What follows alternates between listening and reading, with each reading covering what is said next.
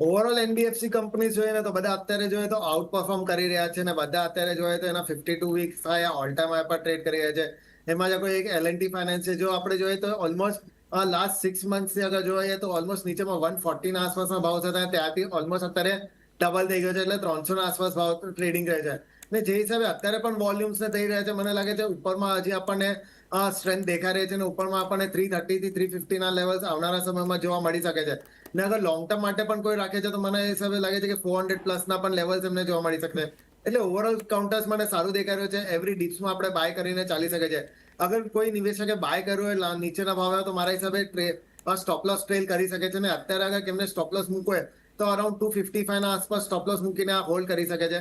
ઉપરની બાજુમાં 330 થી 340 ના વચમાં આવે તો એ લેવલ્સ પર થોડું બહુ પાર્શલ પ્રોફિટ બુક કરી શકે છે. હા, ઓકે. તો એલએનટી ફાઇનાન્સ પર તમે એક ઓફકોર્સ નજર રાખી શકો છો. અત્યારના આજે જોઈએ તો 7% મૂવ સાથે આ કાઉન્ટર ટ્રેડ કરી રહ્યો છે. 294ના લેવલ્સની આસપાસ તમને કામકાજ આજે અહીંયા દેખાશે.